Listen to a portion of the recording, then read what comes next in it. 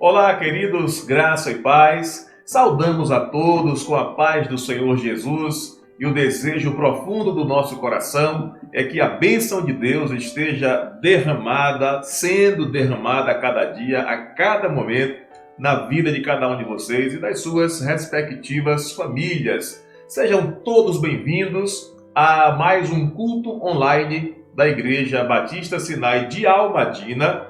Eu, pastor Robson Costa, pastor da igreja, a igreja que fica localizada ali na rua Valdemar Cardoso, número 32, bem no coração da cidade. Se você for lá conferir, você vai testificar o que estamos falando. A Igreja Batista Sinai de Almadina está localizada bem no coração da cidade. Hoje, dia 25 de outubro, já estamos aí, irmã Paula, às portas do mês de novembro. Daqui a 5, 6 dias, outubro de 2020 não existirá mais, não será mais contado.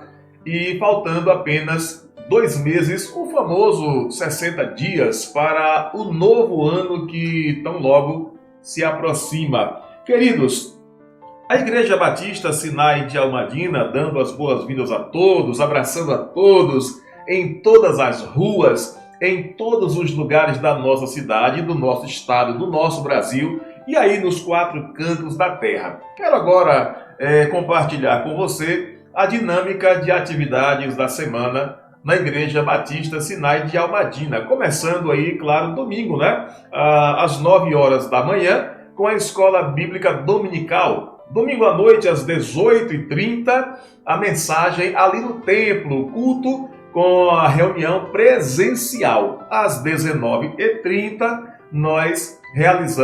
a igreja realiza o culto online. E este culto online é para abençoar a sua vida. Claro, você que não pode, né, estar conosco, porque você faz parte do grupo de risco, estamos ainda no momento de pandemia e nós, a igreja, ela é solícita a esse momento em que você está vivenciando.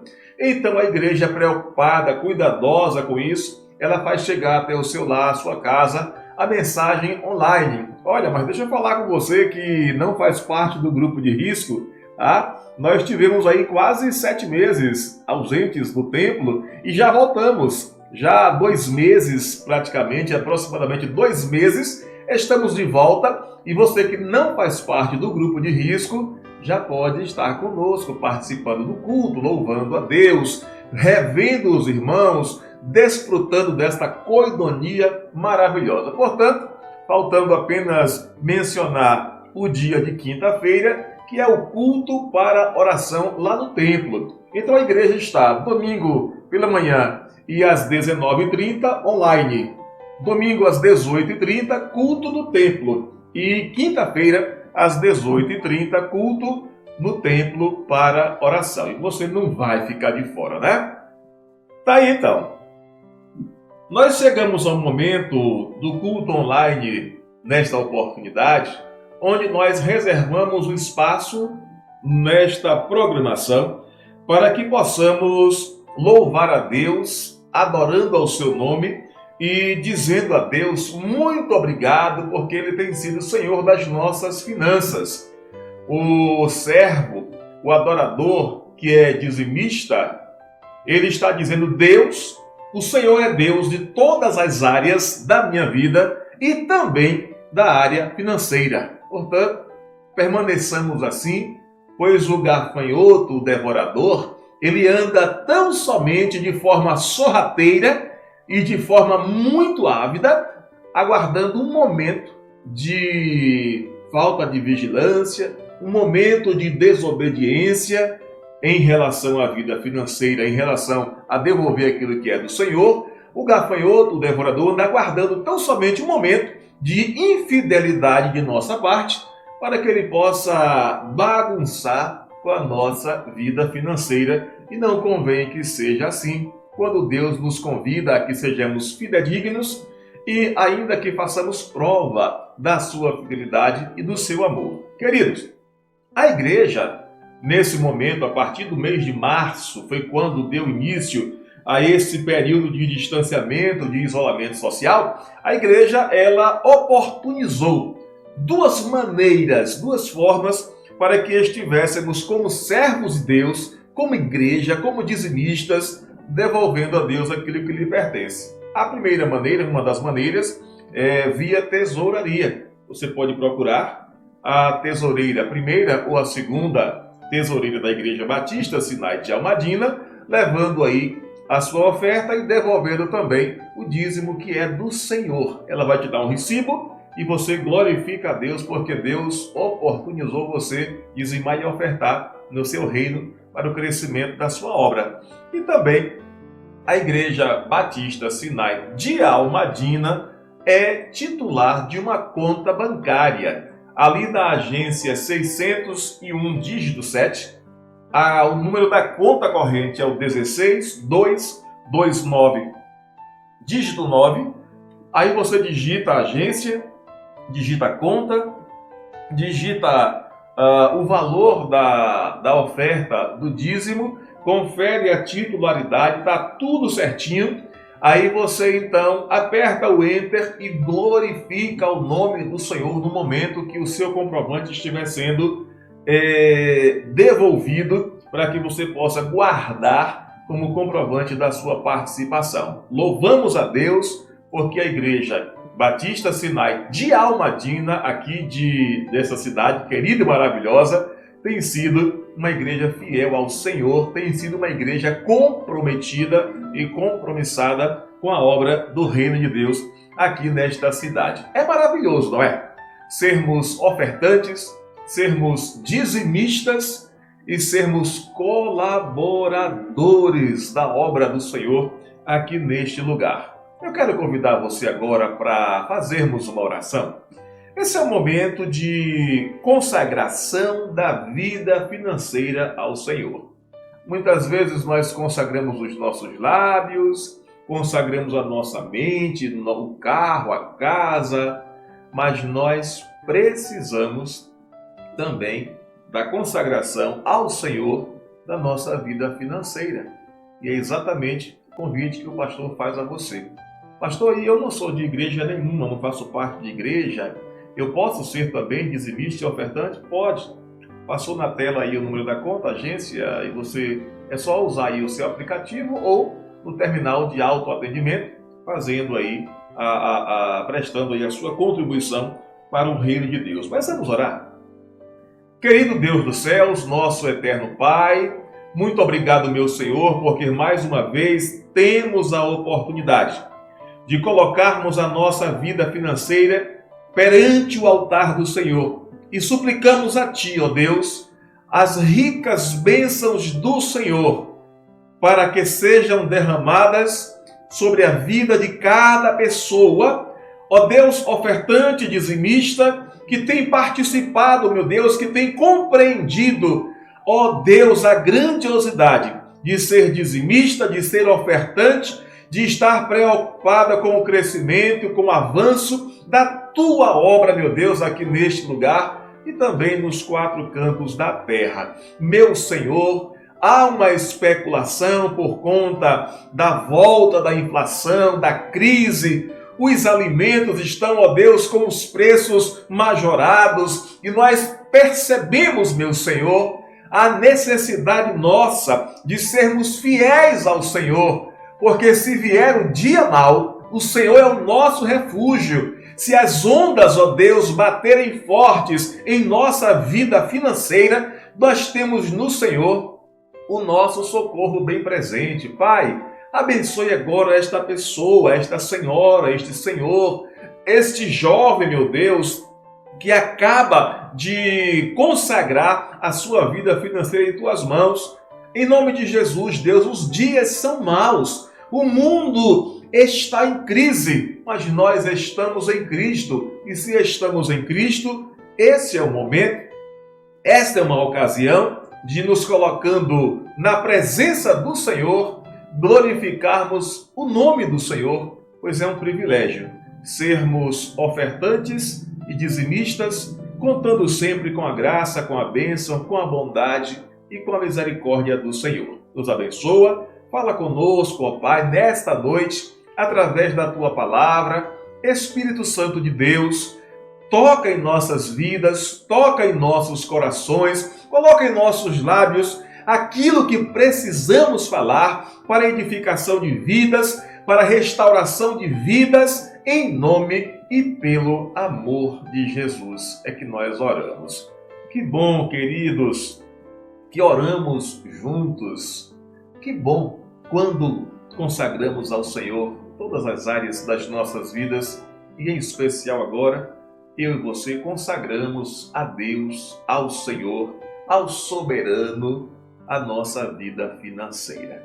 Nós vamos, nesta noite, tomar como texto básico, o texto bíblico da mensagem desta noite, domingo, dia 25 de outubro, o livro de Salmos, capítulo 126, do versículo 1 ao versículo 6.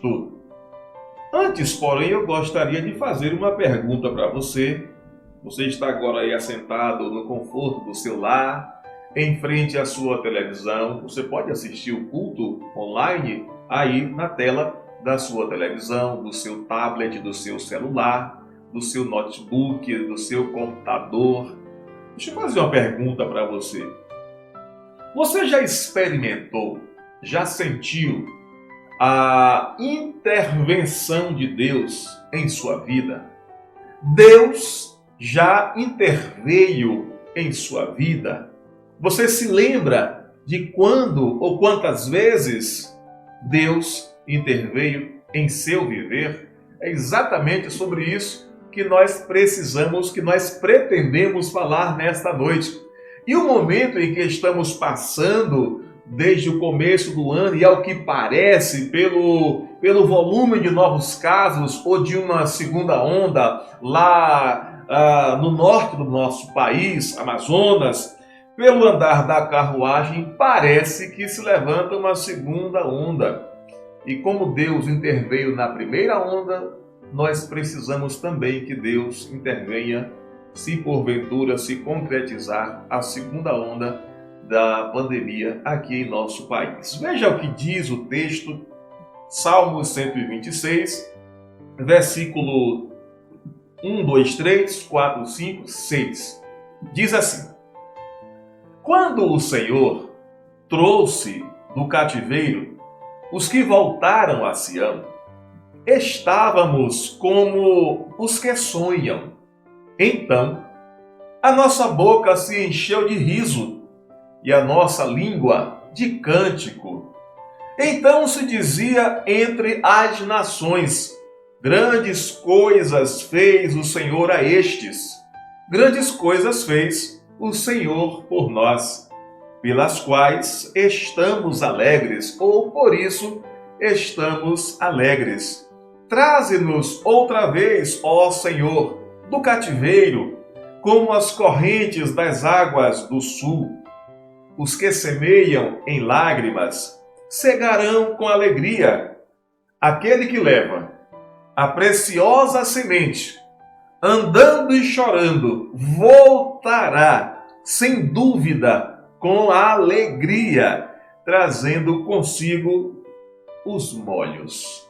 Que Deus em Cristo Jesus nos abençoe e que fale ao nosso coração através da sua palavra na direção do seu Santo Espírito. Você já sentiu a intervenção de Deus em sua vida? Queridos, o texto que acabamos de ler, ele nos traz informações a respeito do retorno do povo de Deus que esteve escravizado na região da Babilônia. 700 anos antes de Cristo, o povo de Deus foi levado escravo para a Babilônia, e ali era uma terra de um povo crudelíssimo, de um povo mau, de um povo duro de coração, que o seu prazer era quanto mais pesado a carga do adversário, daquele povo capturado, para o povo ali da Babilônia, para os opressores, quanto mais maldade, melhor. E chegando ali, na região da Babilônia, o povo de Deus, pastor, mas Deus não poderia ter evitado que o seu povo fosse levado cativo para a Babilônia ou fosse levado para o cativeiro babilônico? Deus poderia. Deus pode. Ao Senhor tudo é possível. Mas, queridos, a história do povo de Deus é uma história marcada por comportamento constante de desobediência, de rebeldia. Não pense você que havia prazer no coração de Deus em que o seu povo estivesse cativo, aprisionado, para que Deus se sentisse regozijado. Não. Isso é coisa de ser humano. Isso é coisa de homem. Isso é coisa da carne. Mas era necessário, já que o povo, tendo a instrução divina, o padrão de Deus para o comportamento nosso, meu e seu, o padrão de Deus é a perfeição. A Bíblia diz: sede vós perfeitos, como é perfeito o vosso Pai que estás nos céus. Deus disse a Abraão, quando Abraão era um garotinho de quase 100 anos: ô Abraão, anda em minha presença e ser perfeito. Então Deus nunca quis, Deus nunca orientou o seu povo à rebeldia. Deus nunca guiou o seu povo à desobediência. Mas o coração do povo volta e meia se rebelava contra o Senhor. E agora a narração do salmista é de um povo que esteve anos a fio ali na Babilônia. E lá, claro, cativos, escravizados, sendo arrancados à força da sua terra, de suas casas, eles agora estavam no cativeiro e ali eram obrigados a abandonarem a sua língua, o hebraico, e aprenderem a língua dos caldeus. Eles forçosamente, estando numa terra estranha, numa terra alheia, agora uma das punições era forçar o povo de Deus, o povo hebreu, a esquecer a sua língua, esquecer e aprender a língua dos caldeus. A pressão era grande, o castigo era severo. Obrigavam os hebreus a abandonarem a sua fé no Deus verdadeiro. Meu irmão, chega para cá um pouquinho. Deixa eu falar com você aqui agora. Se você fosse obrigado a abandonar a sua fé, seria ou não seria uma dor tremenda você abrir mão do seu Deus, você abrir mão da sua fé no Cristo de Deus? Pense no sofrimento que seria para a vida da igreja. Pois é, o povo hebreu, por conta da rebeldia, por conta da desobediência, agora estava no cativeiro babilônico e ali eles tinham que aprender a linguagem dos caldeus e eles eram obrigados a abandonarem a fé no Deus verdadeiro. Havia também uma outra imposição que eles precisavam agora aprender uma nova cultura. A cultura do povo de Deus, ela está baseada na adoração a Deus. Tudo que a igreja lavada e remida no sangue do Cordeiro, tudo que ela faz, todos os seus atos, é tão somente no afã, no desejo de adoração a Deus. E agora o povo de Deus, ali no cativeiro, o povo estava obrigado a aprender uma nova cultura e os seus exatores faziam pesar cada vez mais a carga de trabalho do povo de Deus, do povo hebreu. Então as pressões, elas vinham de todos os lados. Trocar de linguagem, abandonar a fé no Deus verdadeiro e arrebanhar aquela quantidade de ídolos ali, e precisavam de nova cultura, de novas instruções, de nova formação, além da carga forçosa que os exatores faziam pesar cada vez mais e mais sobre este povo que estava sofrido ali no cativeiro babilônico. Eu fiz essa narrativa para mostrar a você que cativeiro, que sofrimento para aquele que serve a Deus tem início, meio e fim. Quem sabe os babilônicos, eles estavam imaginando que o povo de Deus ficaria ali cativo eternamente. Mas o Deus que permitiu que o seu povo fosse levado ao cativeiro estava olhando o seu povo lá no cativeiro. A distância da terra do povo hebreu para a Babilônia era muito grande, mas não impedia que o olhar do Senhor alcançasse cada servo seu ali, mesmo estando em terra estranha. Sabe o que vai acontecer?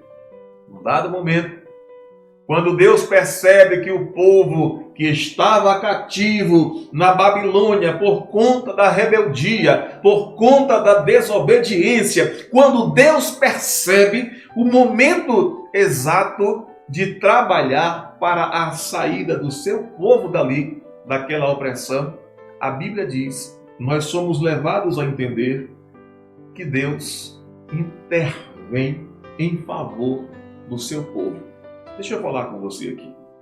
Em alguns momentos de nossas vidas, as pressões, as situações, os apertos pelos quais passamos se constituem verdadeiros momentos que, se Deus, o nosso Senhor, não intervier em nosso favor, o sofrimento será sem precedentes. Mas Deus intervém ali em favor do seu povo, do povo hebreu que estava cativo na Babilônia. E a pergunta que eu fiz no começo é se você já experimentou o agir, a intervenção de Deus em sua vida, e eu creio que já. Sofrimento não está presente apenas, não se fez presente apenas na vida do povo hebreu. Mas a todos quantos o receberam, deu-lhes o poder de serem feitos filhos de Deus, a saber, os que creem em seu nome. O poder de Deus, o nome de Deus, chegou até nós. E nós fazemos parte do povo que chama pelo nome do Senhor. Se Deus não interviesse na vida dos hebreus, o povo hebreu ou os hebreus seriam um povo traumatizado para sempre, sem alegria, e seria um povo rejeitado. Você já imaginou quantas circunstâncias em nossas vidas em que carecemos da intervenção de Deus? Imagina você agora. Talvez eu esteja falando para alguém que está enfrentando sérios apertos, que está em apuros, que está em dificuldade extrema. Mas eu digo para você nesta noite, quando Deus, ou no momento em que Deus intervier em sua vida, todo aperto cessará. Toda a dificuldade será dissipada. O povo hebreu estava longe de casa. Não podia exercitar a sua fé, não podia cantar músicas de louvor e adoração a Deus. Tinha que aprender uma linguagem nova. Era obrigado a trabalhar e fisicamente o povo era forçado, era levado à exaustão. Você já experimentou tentar cantar quando o seu físico está moído? Agora imagine o povo trabalhando horas a fio. Você trabalha, no nosso país a carga horária é 7 horas, 8 horas, 12 horas. Imagine isso com folgas, né? Feriados. e finais de semanas, e às vezes prolongados. Mas no cativeiro da Babilônia não tinha isso, não. Era trabalho forçado, horas a fio, todos os dias. Mas Deus interveio para que o seu povo fosse libertado. Eu não sei qual é o cativeiro que está tomando conta da sua vida. Eu não sei qual é a pressão que você está sofrendo. Eu não sei qual é a opressão, em qual ou em que área da sua vida você está sentindo-se oprimido. Mas isso tem começo, tem meio e tem fim. E você sabe por que você está nesta situação? O povo de Israel sabia, o povo hebreu sabia. Desobediência, rebeldia, talvez não seja o seu caso. Se Deus não interviesse na vida dos hebreus, o povo hebreu seria um povo traumatizado. O povo seria um povo sem alegria e também um povo rejeitado. Deus se esqueceu de nós aqui na Babilônia. Quantas vezes as pessoas ainda em nossos dias questionam: onde está Deus? Como é que Deus permite uma coisa dessa? Por que Deus não interveio ainda? A ação de Deus, e eu pregando certa ocasião na igreja, eu usei a seguinte informação: não são as nossas urgências que farão com que o braço de Deus se mova em nosso favor. Meditando ali em João capítulo 4, João capítulo 8, onde fala a respeito da ressurreição de Lázaro. Senhor, se o Senhor estivesse aqui, meu irmão não teria morrido. Jesus ficou 4 dias lá aguardando passar o tempo. Então não são as nossas urgências que farão com que o braço de Deus se mova em nosso favor. No tempo de Deus, esse cativeiro em sua vida vai passar. No tempo de Deus, essa pressão, essa opressão vai ser finalizada. Porque Deus não esqueceu de você. O povo hebreu errou, desobedeceu, se rebelou, Deus permitiu a escravidão, mas Deus não esqueceu que aquele povo lhe pertencia. Deus não esqueceu de você. Não pense você que está abandonado, que Deus não se importa com você. Ele se importa com você. E a intervenção de Deus, como primeira lição desta noite, ela cura os traumas, cura nossos traumas, ou cura os nossos traumas, ou cura os traumas em nossas vidas. Sabe por que Deus precisa intervir em sua vida? Primeiro, porque você não é capaz de resolver todas as situações, todas as intempéries. Você não é capaz de se livrar do laço do passarinheiro se Deus não intervir em seu favor. A intervenção de Deus em nossas vidas cura os nossos traumas. Você imagina agora um povo acostumado a orar, a adorar, a levantar um clamor, a ofertar, a dizimar, a sacrificar, a estar reunido no templo, de repente não poder mais levantar os olhos aos céus e glorificar o nome do Senhor. Trauma na vida, trauma no sentimento, trauma na alma. Mas a intervenção de Deus, quando Deus intervém na vida de alguém, Deus cura os traumas. No capítulo 126 do texto lido, versículo 1, estávamos como os que sonham. Eles apenas estavam guardando recordações de como tinha sido lá na sua terra, como eram os dias na terra onde eles foram instruídos e criados por Deus. A nossa geração é formada por pessoas que, por causa de traumas ocorridos lá no passado, não conseguem sonhar. Eu estive refletindo a respeito de traumas. Trauma, ele tem uma peculiaridade. Ele pode ter acontecido há 1 ano, há 10 anos, há 20, 30, 40, 50 anos.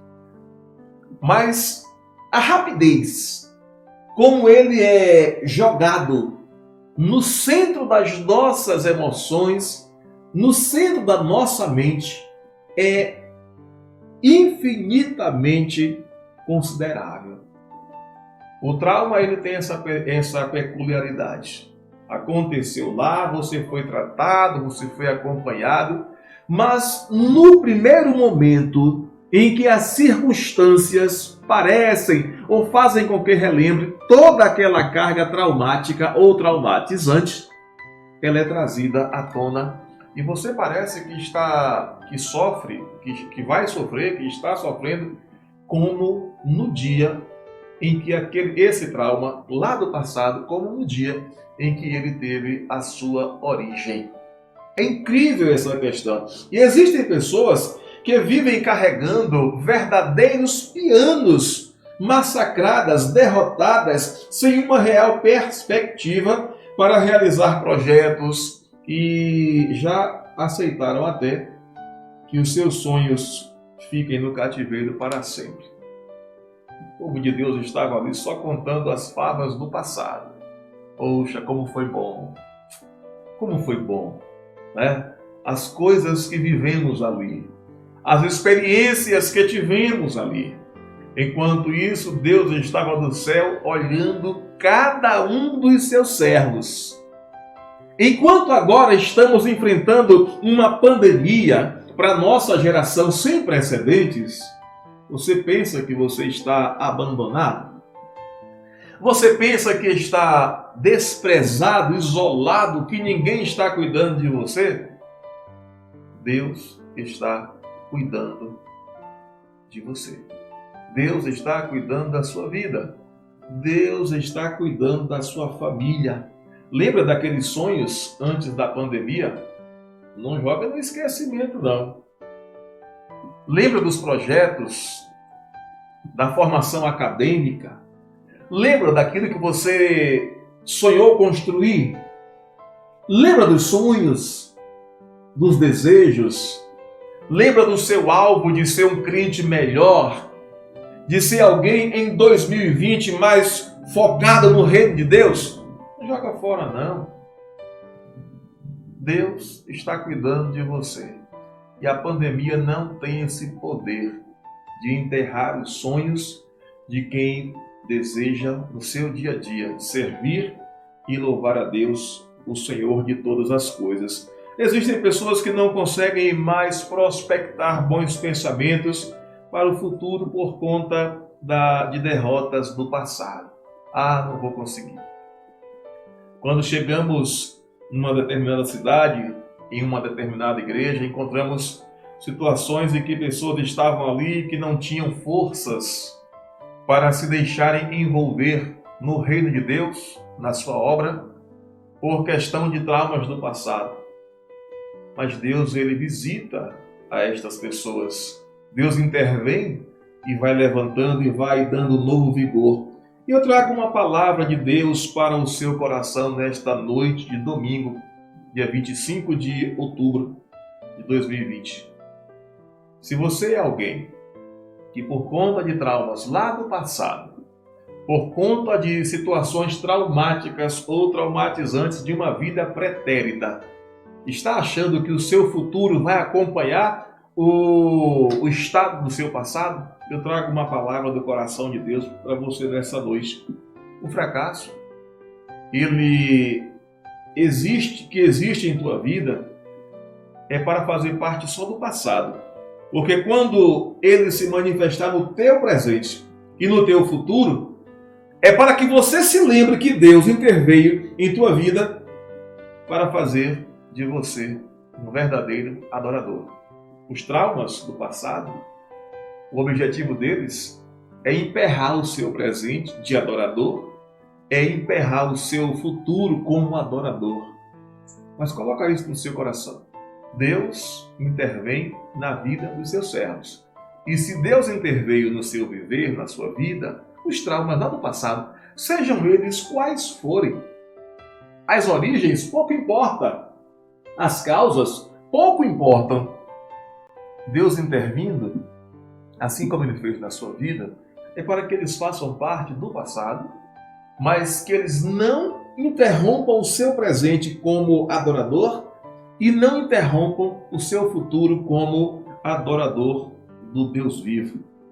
O que Deus quer para mim e para você é que sejamos livres de traumas, de fantasmas, de medos, livre de feridas. Queridos, o povo de Deus estava lá na Babilônia, ferido, cheio de medo, de fantasmas e traumatizado. Mas Deus intervém e intervém para mudar a história, a realidade do seu povo ali em terra estranha.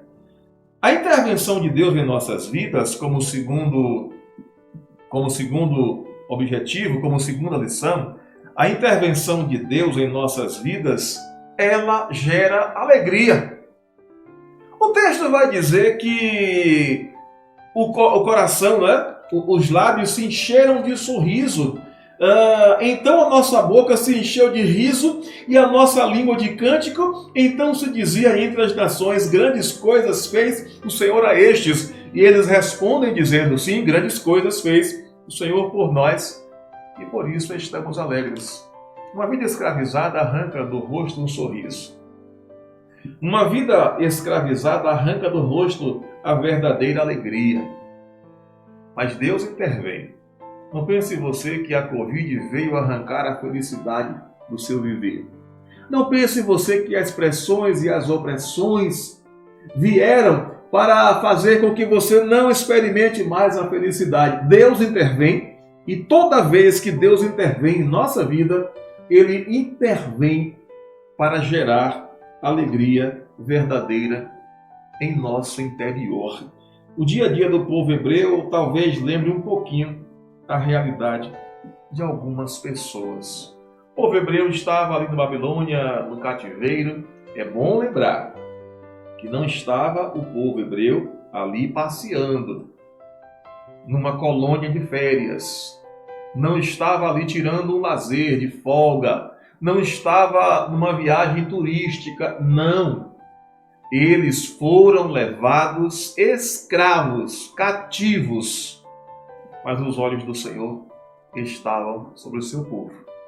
Não pense você que esse momento que você está enfrentando, que está instalado na sua família, que está estacionado em nosso país, não pense você que esse é o estado final daquele que serve a Deus. Aquele que começou em nós a boa obra, aperfeiçoará até o dia de Jesus Cristo. Deus intervém em nossas vidas e gera a verdadeira alegria. E existem em nossos dias algumas pessoas que estão semelhantes no comportamento ao povo hebreu, ao comportamento do povo hebreu ali no cativeiro, num estado de humilhação. Quantos sapos eu e você já precisamos engolir com aquele chefe ou supervisor e até colega de trabalho para manter aquele emprego? Quanta coisa já precisamos ouvir por conta da manutenção da nossa atividade profissional, do nosso trabalho. Quanto você já ouviu daquele chefe carrasco, daquele chefe opressor? Eu já sofri algumas perseguições ali em São Paulo, louvo a Deus por isso, porque estas perseguições não nortearam o meu presente, não norteiam o meu presente e não nortearão o meu futuro. Eu conto isso como experiência de crescimento numa vida pretérita, numa vida passada, quando Deus estava lapidando o meu dia a dia. Eu tive um chefe, louvo a Deus por sua vida, um inspetor chamado José, sobrenome não vou dizer, José. E ele sabia que eu servia a Deus, que era servo de Deus. Claro, os domingos do servo de Deus, como diz o salmista, não é? Alegrei-me quando me disseram, vamos à casa do Senhor. E a minha escala de trabalho, eu trabalhei como bombeiro, e a minha escala, ela era uma escala puxada. Trabalhava 5 dias, folgava 1, Comecei trabalhando 4 dias, folgando 2, e trabalhava 4 noites, folgava 2 dias, e assim até chegar à escala, trabalhar 5 e folgar 1. E toda vez que eu desejando ir para a igreja, a minha escala, ela só me permitia estar na casa do Senhor uma vez, um domingo a cada 45 dias. Porque eu trabalhava 5 dias, folgava 1, e essa escala só vai te deixar um domingo de folga a cada 45 dias. E o meu chefe, quando chegava na sexta-feira antecedendo minha folga, o domingo da minha folga, ele me chamava e dizia: você vai trabalhar domingo e eu te dou a folga ali no meio da semana. Pense numa frieza, num corpo gelado, decepcionado, entristecido, mas eu precisava trabalhar. Precisava da manutenção da minha família, a esposa e as minhas 2 filhas. Mas um dia eu senti aquela ousadia de Deus. E todas as vezes ele fazia isso. Chegando a minha folga, eu, servo de Deus, não sou de farra, nunca fui, mas tinha colegas que farreavam com ele, e ele tirava a minha folga do domingo. Eu tinha que trabalhar para que colegas folgassem domingo e eles estivessem na sua vida normal. Mas um dia, na ousadia de Deus, eu senti aquela ousadia do Senhor, quando ele levantou a voz para dizer: Robson, você vai folgar, vai trabalhar domingo. Eu disse: seu José, um momento. Todas as vezes que se aproxima a minha folga domingo, o Senhor transfere para o meio de semana. Eu sou um servo de Deus. E a cada 45 dias, a minha escala me dá um domingo de folga. Eu preciso estar na casa de Deus. Sabe o que ele me disse? Você quer ir para a igreja, né? Eu disse: pois é, eu quero estar com meu Deus. E ele falou assim: tá bom, vá. A partir daquele momento, as minhas folgas passaram à normalidade. 45 dias, a cada 45 dias, estava eu, a minha esposa e as minhas filhas na casa de Deus, louvando e bendizendo ao nome do Senhor. Pressões semelhantes, ou até pressões maiores do que a que eu passei, você experimenta. Mas Deus intervém em nossas vidas. Deus intervém em nosso favor. E eu senti a alegria.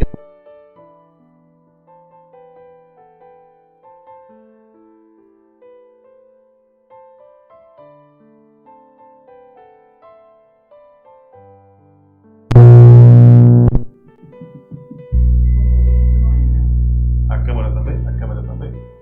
Agora tá vendo você falando.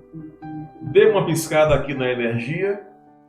Deus, quando intervém em nossas vidas, Ele gera a alegria. A energia tentou tirar a nossa alegria, mas o Senhor é Deus. Prosseguindo aqui, quando Deus intervém em nossas vidas, Ele gera alegria. O povo estava ali como muitas pessoas em nossos dias, humilhados, fracassados, rejeitados, com sonhos frustrados ou do esquecimento. Mas ainda que, como diz a Bíblia, ainda que uma mãe se esqueça do seu filho que amamenta, Deus nunca se esquecerá do seu povo. Deus nunca vai se esquecer de você. Meu querido, minha querida, em nome de Jesus, fica firme. Se Deus já interveio na sua vida, eu tenho certeza que esta marca está no seu coração, da intervenção de Deus, do socorro de Deus em seu favor. Para encerrar, caminhando para o final, a intervenção de Deus em nossas vidas é para mostrar tão somente o quanto Ele nos ama. O povo estava no cativeiro ali na Babilônia e Deus, por conta do seu imenso amor pelo seu povo, Ele intervém e liberta o seu povo das mãos, liberta o seu povo da escravidão do cativeiro ali na Babilônia. Ele mostra a todos a imensidão do seu amor em relação ao seu povo. Deus não só ama, como Ele dá provas do seu amor. Deus não só ama, mas Ele nos dá provas do seu amor. Lá em Romanos capítulo 5 é aquele texto clássico que diz: mas Deus prova o seu amor para conosco em que Cristo morreu por nós, sendo nós ainda pecadores, desobedientes, rebeldes, cheios de erros, de falhas, e Deus provou que nos ama, ainda sendo nós pecadores. Talvez tenha muito tempo que você ouviu alguém dizer que te ama. Talvez você nunca tenha ouvido uma frase desta, nem em sua casa, nem no seu relacionamento. Talvez eu te amo, você nunca tenha ouvido de ninguém. Mas saiba de uma coisa. Deus, o Deus desse povo aqui que esteve escravizado lá na Babilônia, nosso Deus, Deus criador dos céus e da terra, a Bíblia diz que Deus nos ama. E Ele nos ama porque Ele é amor. Ele nos ama porque Ele quis nos amar. Ele não nos ama porque haja em nós alguma obra meritória, porque haja em nós alguma coisa que convença o Senhor a nos amar. Não! Deus amou a cada um de nós de tal maneira, de forma incomparável, de uma forma como ninguém é capaz de amar. Deus amou ao mundo, a nós, de tal maneira que deu seu Filho unigênito, para que todo aquele que nele crê não pereça, não fique escravizado, mas tenha a vida eterna. É o que está escrito lá em João 3,16, e o 17,18 diz assim: Deus enviou o seu Filho ao mundo, não para que condenasse o mundo, mas para que o mundo fosse salvo por ele. Quem crer nele, em Jesus, não é condenado. Mas quem não crê, já está condenado, porquanto não crê no nome do unigênito Filho de Deus. Olha, há necessidade de uma intervenção de Deus em sua vida. Se você é alguém que está oprimido, que está sob pressão, perseguido, humilhado, desprezado, abandonado, escravizado, você é alguém que está precisando de uma intervenção de amor da parte de Deus. Olha, o primeiro aspecto da intervenção de Deus é que quando Deus intervém na vida de alguém, Ele cura traumas. Traumas do cativeiro, traumas da prisão, traumas da escravidão. E o pecado faz isso na vida das pessoas. Causa traumas. E só Deus é capaz de curar os traumas causados pelo pecado na vida do homem, na vida do ser humano, na vida da mulher. Segundo, quando Deus intervém na vida de alguém, Deus gera na vida desta pessoa alegria verdadeira. Só para te lembrar, momentos com os amigos, momentos de curtição, nada tem a ver com a alegria verdadeira. Quando muito, uma aparente alegria e temporária, passageira. Mas quando Deus intervém na vida de alguém, Ele gera alegria e alegria verdadeira. E a Bíblia diz que a alegria do Senhor é o que nos fortalece, é a nossa força.